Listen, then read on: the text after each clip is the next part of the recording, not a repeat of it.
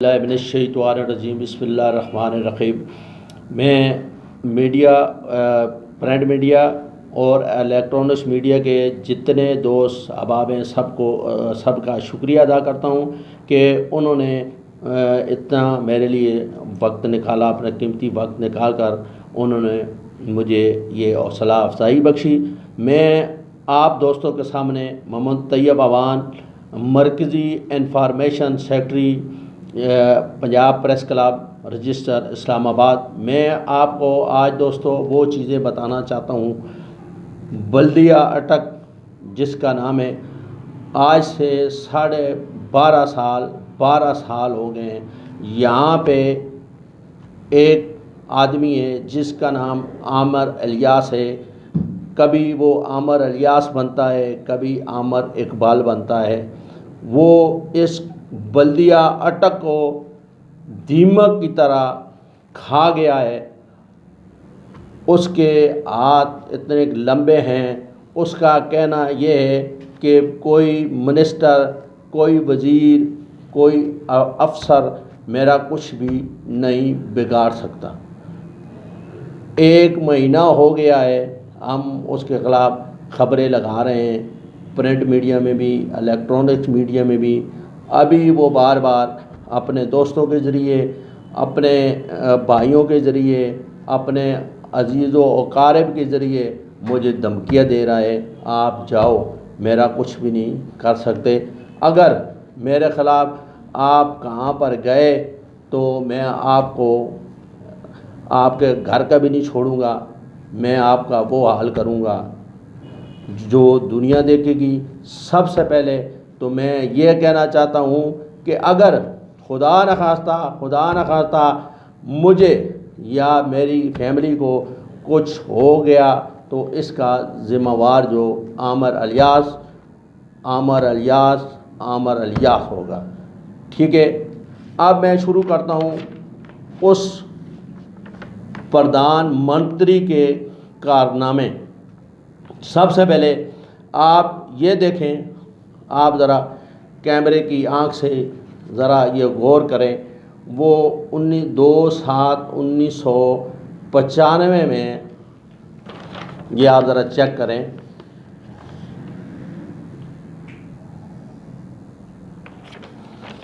دو 7/1995 میں اس کی تقرری ہوئی۔ یہ ایک لسٹ ہے اس کی چلاک بازیاں، اس کی فراڈ، اس کی کرپشن کے بارے میں۔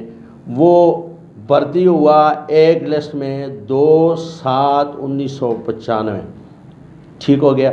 پھر اس کے بعد اس کو ترقی ہو گئی 30/6/1999 کو وہ بن گیا کلرک، ٹھیک ہو گیا۔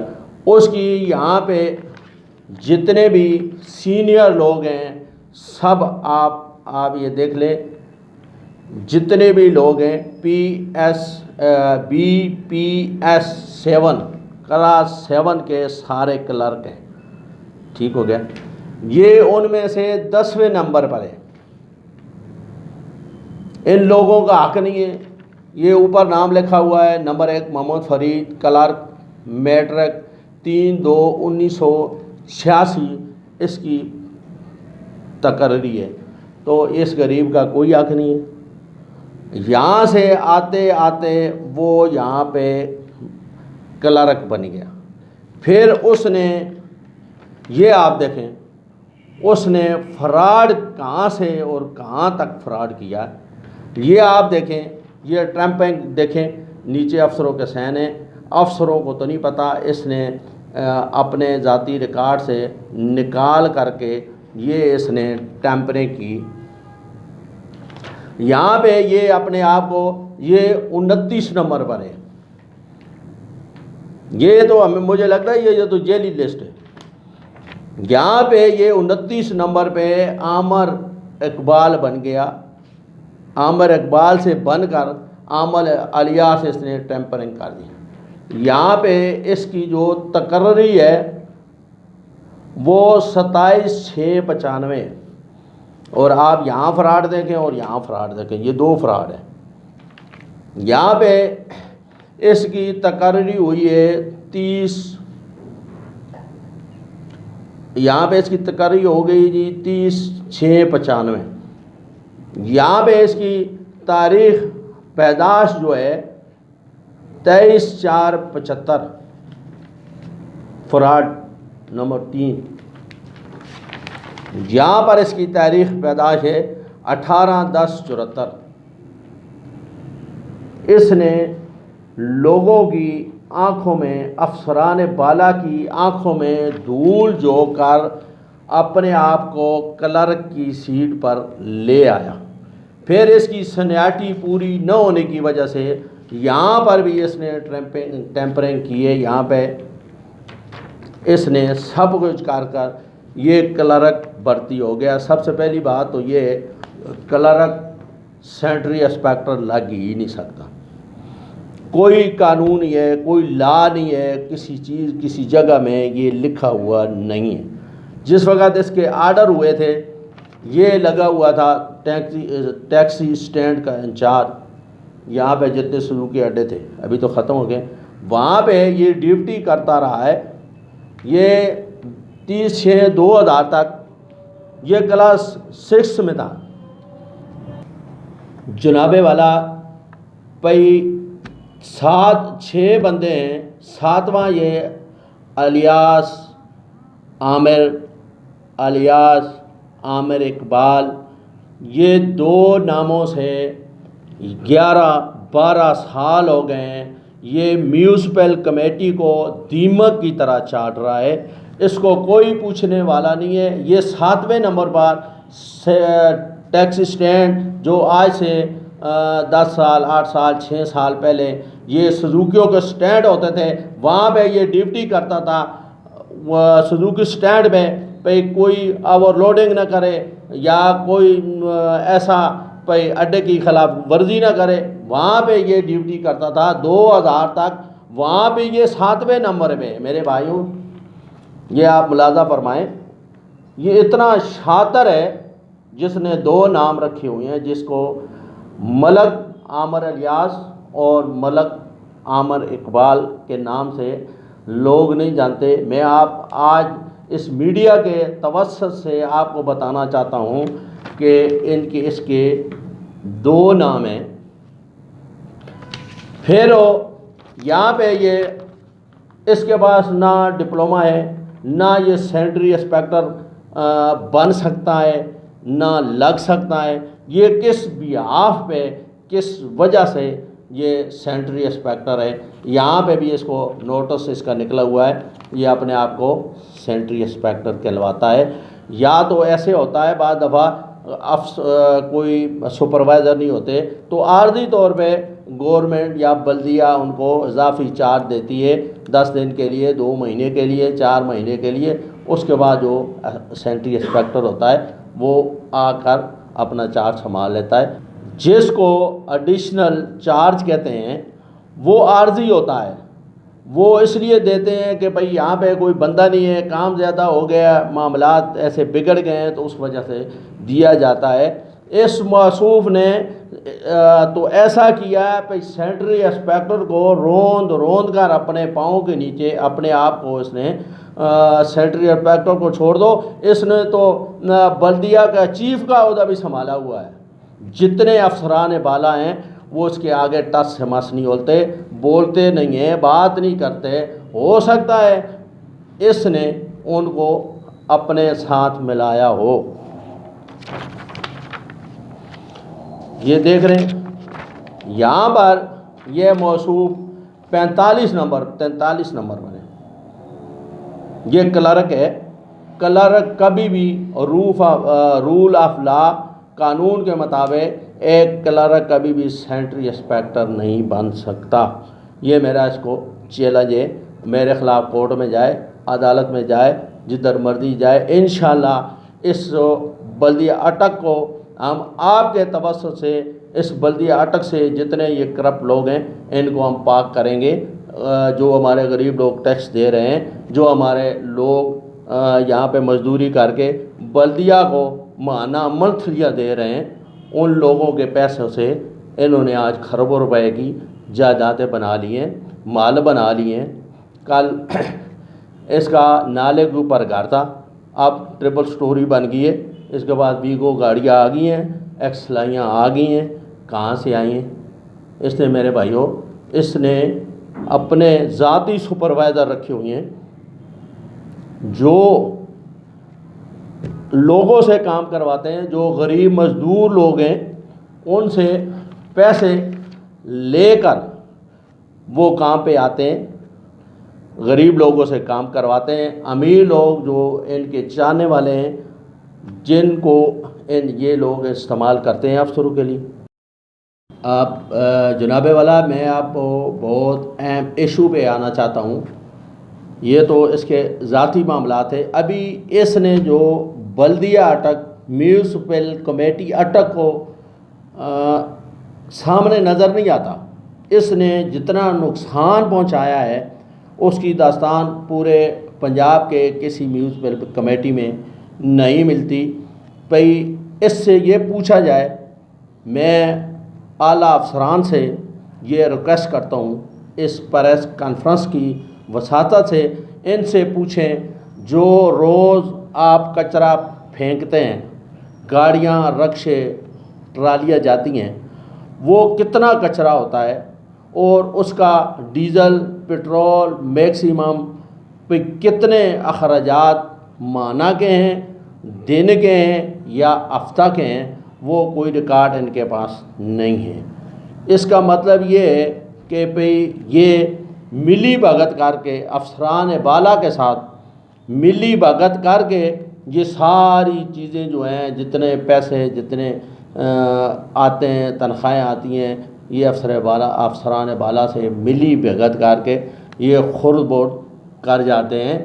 ان سے رکشوں کے متعلق آپ پوچھیں، بھئی صبح آپ اٹھ کر دیکھو، جو رکشہ ڈرائیور رکشہ چلا رہا ہوتا ہے، اس کا رکشہ کبھی پیپلز کالونی میں خراب ہوتا ہے، کبھی ٹوک فتح میں خراب ہوتا ہے، کبھی فارا چوک میں خراب ہوتا ہے، وہ کبھی اس کے نیچے کھڑا ہوتا ہے۔ وہ ایک کچرا بار کر 6 آدمی وہ سارا دن ایک دیہڑی لگا کر پورا ایک دن میں وہ رکشہ، جو لوڈر رکشہ ہوتا ہے، وہ چلنے کے قابل ہی نہیں ہے، ان کی مینٹیننس ہے نہیں، ان کی فٹنگ سسٹم جو ہے محکمہ زراعت والے کرتے ہیں وہ ہے نہیں ہے، ان کے اوپر نہ میٹر ہیں، نہ کوئی اور چیز ہے، نہ ان کا کوئی بینیفٹ ہے۔ یہ سب آوے کا آوا جو ہے یہ بگڑا ہوا ہے۔ اس کے بیچ میں ایک عامر الیاس، ایک عامر الیاس اور دوسرا عامر الیاس اقبال ہے۔ آگے دیکھیں، یہ سینٹری انسپیکٹر نہیں ہے تو کیا ہے؟ یہ اس سے پہلے بھی یہ درخواستیں دی گئی ہیں، اور یہ ہماری درخواستیں دیکھیں، ہم نے بھئی تقریباً 4 محکموں کو درخواستیں دی ہوئی ہیں۔ خدا رہا یہاں پہ اس اٹک میں کوئی سینٹری انسپیکٹر نہیں ہے، کوئی قابل افسر نہیں ہے۔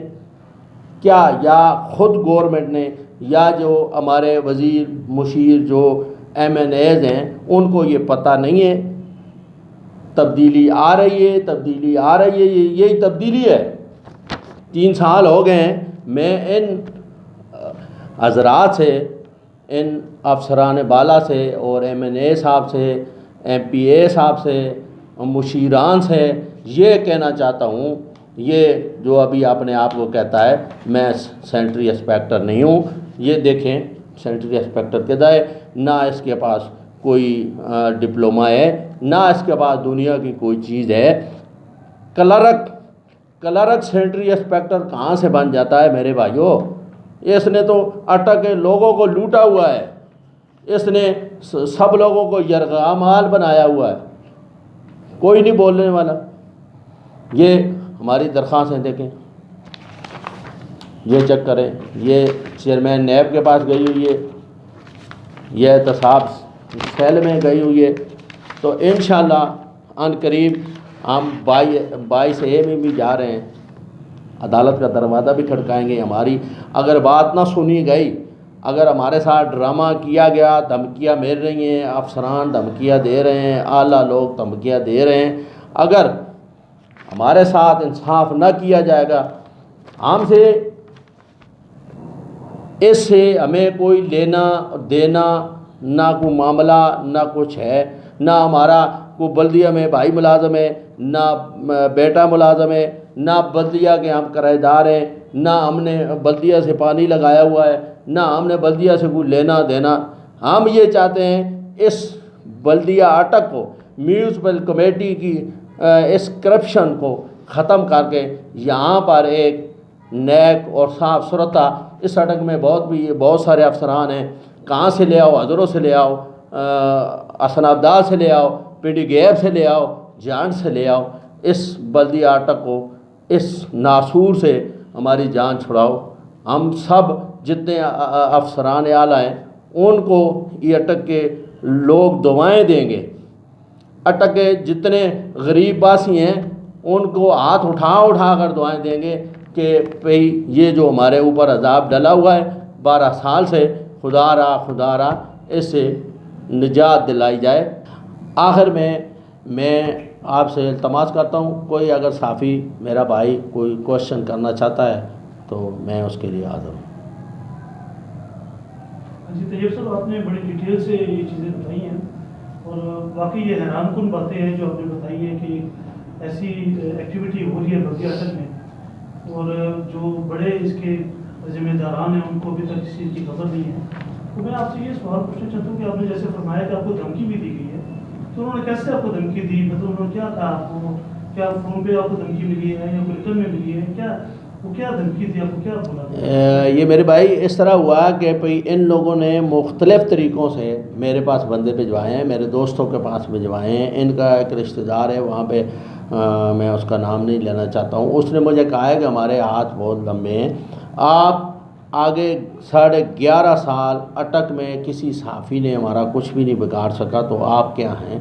ٹھیک ہے، چونکہ یہ ہمارے محلے دار ہیں، ہماری ایک گلی دوسری گلی میں رہتے ہیں، اس وجہ سے انہوں نے یہ سمجھا ہوگا کہ ہم دھمکی دیں گے۔ یہ 6-7 بھائی ہیں، ان کے پاس تو ورکر ہیں، بڑے لوگ ہیں، ساری چیزیں ہیں۔ یہ جو اپنے آپ کو کہتا ہے میں کوئی میرا کیا کر سکتا ہے، ہائی لیول کا ہوں، اگر بھئی آپ ہمارے راستے سے ہٹے نہیں تو میں آپ کو مروا بھی سکتا ہوں۔ آپ کے تواصل سے میں یہ کہنا چاہتا ہوں، اگر مجھے کچھ ہو گیا یا میرا کوئی ایسا مسئلہ بن گیا یا میری فیملی کا، یہ ذمہ دار یہ ہوگا، یہ آن دی ریکارڈ بات۔ طیب صاحب، آپ اس کے بعد اگلا آپ کا کیا قدم ہوگا؟ اگر ان کو نہیں ہٹایا جاتا ہے اپنی سیٹ سے تو آگے آپ اس کے لیے کیا کریں؟ جی، آپ کا بہت اچھا سوال ہے میرے بھائی۔ آگے یہ ہے کہ ہم 4 اداروں میں گئے ہوئے ہیں، اینٹی کرپشن بھی ہم نے اپلیکیشن دی ہوئی ہے، تصاب سیل میں بھی گئے ہوئے، یہ سرکاری ملازم ہے، یہ نعوذ باللہ خدا نہیں ہے۔ ہم عوام کی، اٹک کی عوام کی فلاح کے لیے، غریب لوگوں کی فلاح کے لیے جہاں تک جانا پڑا ہم انشاءاللہ جائیں گے۔ یہ آپ جو ہمارا گروپ ہے آپ ہمارے ساتھ دیں گے تو انشاءاللہ ہم کو جہاں تک جانا پڑا ہم وہاں تک جائیں گے، جب تک کوئی قابل اعتبار یا دیانتدار کوئی سینٹری انسپیکٹر نہیں آ جاتا۔ سر میں آپ سے سوال کرنا چاہتا ہوں، جیسا کہ معاملہ کافی ہائی لائٹ ہو چکا ہے اور اخباروں میں بھی اس کی زینت بن چکا ہے، لیکن جو پہلی بنیاد پہ جو متعلقہ افسران ہیں انہوں نے آپ کو کیا رسپانس دیا؟ آپ نے اچھی بات کی، رسپانس اصل میں بھئی ہر چیز جو بگڑی ہو افسروں ان کے ساتھ ہیں، افسروں کو یہ بات پتہ ہے، یہ ہم کو ہر چیز پوری کر رہا ہے، پیٹرول افسروں کا یہ پورا کر رہا ہے، اور افسروں کی جو خواہشات ہیں ساری چیزیں وہ پوری کر رہا ہے۔ آپ بلدیہ اٹک میں آپ کو دعوے سے کہتا ہوں، آپ رات کو 2 بجے 1 بجے 12 بجے بلدیہ اٹک کے سامنے سے گزریں تو آپ کو پتہ چل جائے گا بلدیہ اٹک کا دفتر کھلا ہوگا۔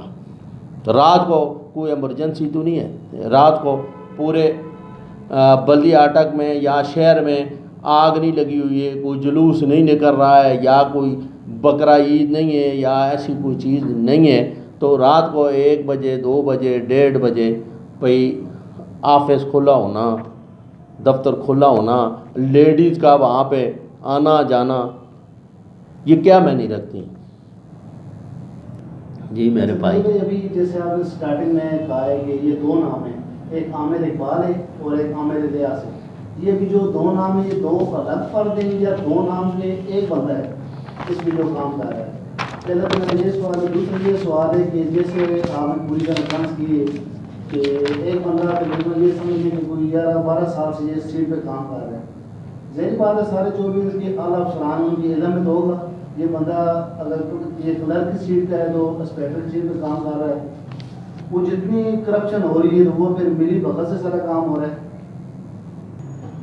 جی آپ کا پہلا کوشچن، میں آپ کو یہ بتانا چاہتا ہوں یہ 2 نمبر لسٹ ہے،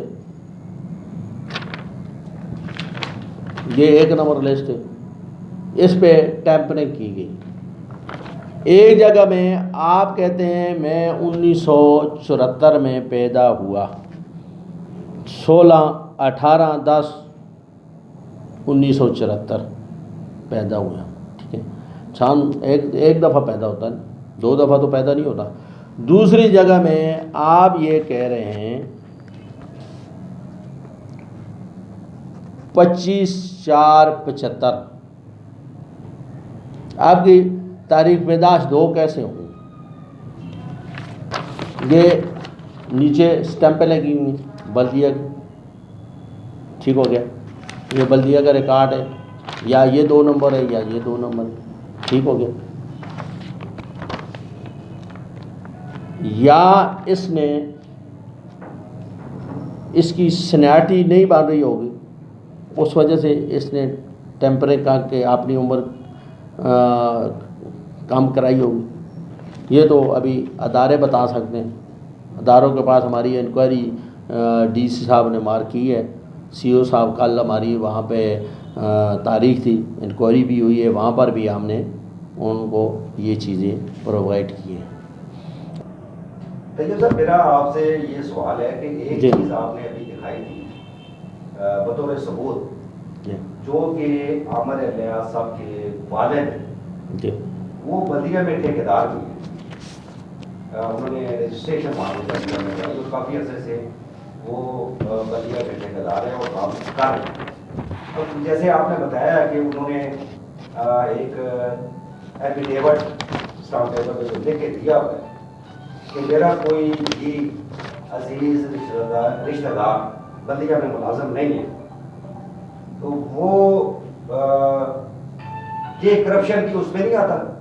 اب یہ دیکھیں نا کہ ایک بندہ والد جو ہے وہ کام لے رہا ہے اور سینٹری کے ریلیٹڈ ہی کام لے رہا ہے، وہ ڈپو بنا رہا ہے، کچھ کر رہا ہے، ایک ڈپو بنتا ہے اس میں 5 لکھے جاتے ہیں، ایسی چیزیں بھی تو اس میں کوئی شامل ہوں گی. تو یہ چیزیں اب کرپشن در کرپشن والی جو جیسے آپ بات کر رہے ہیں، تو یہ جو بلدیہ کے افسرانے والا ہے ان کو نہیں پتا کہ یار یہ اس کے اتنے عزیز رشتہ دار یہاں پہ جو جاب کر رہے ہیں ان کے لگ نہیں ہے، ایفیڈیوٹ بھی لگا ہوا ہے، وہ ٹھیکے پہ ٹھیکے لے رہا ہے، تو یہ چیزیں افسرانے والوں کو نہیں پتا. اس بارے میں آپ کیا کہیں؟ اچھا، یہ سارے ایسے ہے کہ یہ 28/6/2012 کا ایفیڈیوٹ لگا ہوا ہے، یہ آپ پڑھیں، یہ آپ دیکھیں. یہاں پہ ان کا والد صاحب لکھتا ہے مسمی محمد نواز وال شیر خان ساکن ملا امین آباد الفن بیان کرتا ہوں کہ INS برانچ TMA میں میرا کوئی عزیز یا رشتہ دار ملازم نہ ہے. یہ آپ کی بات کا پہلا جواب یہ ہے. تو 95 میں عامر الیاس 95 میں بھرتی ہو رہا، اس کے بھائی 2 سال بعد بھرتی ہوں گے، 3 سال بعد بھرتی ہوں گے. 4 بندے تو ان کے بھائی ہیں، 3 ان کے رشتہ دار ہیں، رشتہ داروں کو تو چھوڑ دو. بھائی اس کے باپ نے جھوٹ بولا، اس کے باپ نے جھوٹ بولا. آپ نے ایک تو خدا کے سامنے جھوٹ بولا، حلف دیا، دوسرا اس نے گورنمنٹ آف پنجاب کو دھوکے میں رکھا کہ 4 اس کے بھائی بلدیہ میں ملازم ہیں، ٹھیک ہو گیا، تو یہ کہاں سے کہاں، یہ ایفیڈیوٹ، یہ ووٹر لسٹ، یہ کہاں لے کر جائے گا؟ دوسرا انہوں نے سوال کیا ان کے باپ کے پاس سارے ٹھیکے ہیں، بلدیہ کے جتنے بھی ٹھیکے ہوتے ہیں، یہ کچرا کنڈی کے جو بنائے جاتے ہیں جہاں پہ کچرا پھینکا جاتا ہے، یہ کیا کرتے ہیں؟ باپ جو ہے وہ ٹھیکیدار ہے، بیٹا سینٹری انسپیکٹر ہے جو نہیں ہے، بیٹا سینٹری انسپیکٹر ہے جو نہیں ہے، لوگوں کے اوپر سانپ بن کر بیٹھا ہوا ہے۔ ایک میں ماحول بنتا ہے کچرا پھینکنے کے لیے تو 6 کے پیسے باپ وصول کر کر لے جاتا ہے۔ تو یہ نہیں ہے، یہ تو سیدھا گورنمنٹ آف پنجاب کے اس میں بلدیہ کے اداروں میں دھول چوکنے کے برابر ہے، یہ سب فراڈ ہے۔